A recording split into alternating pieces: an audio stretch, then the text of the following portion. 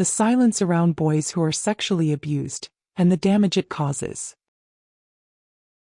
There is a quiet, dangerous lie embedded in our culture, that boys are less harmed by sexual abuse than girls. They are not. What is different is how their pain is treated, dismissed, mocked, reframed, or ignored. That response doesn't protect boys. It abandons them. The first harm. When the body betrays the story.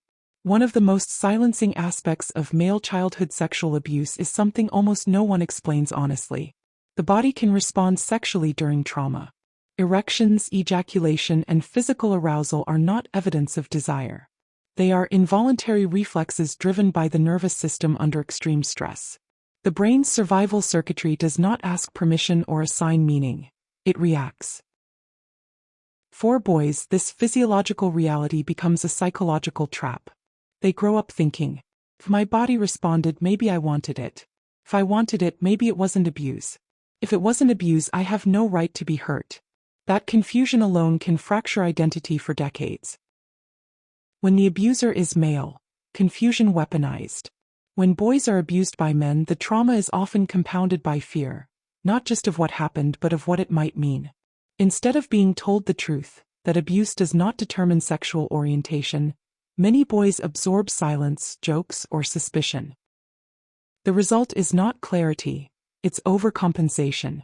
Some respond with hyperheterosexual behavior, sexual conquest used as self-reassurance, using aggression or bravado as armor. This is not confidence. It is fear wearing muscle. When the abuser is an older woman, trauma disguised as luck. Abuse by older women is one of the most minimized forms of sexual violence against boys. Cultural myths say, he should be proud. Every boy wants that. That's not trauma.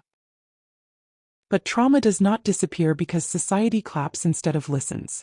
For many boys, the result is fear or distrust of older women, or the opposite, repeating the dynamic to regain control. Difficulty with boundaries, authority, and intimacy. Mockery is not harmless. It teaches boys that their pain is not allowed to exist. How trauma adapts when it isn't allowed to speak. Unprocessed trauma doesn't go away. It adapts. Some boys become promiscuous, not from desire but from proof. Some normalize what happened to survive it. Some repeat patterns trying to rewrite the ending. Some choose silence and let the pain leak out as anger, addiction, or emotional distance. These are not character flaws. They are survival strategies that outlived the danger. Why most men never talk about it.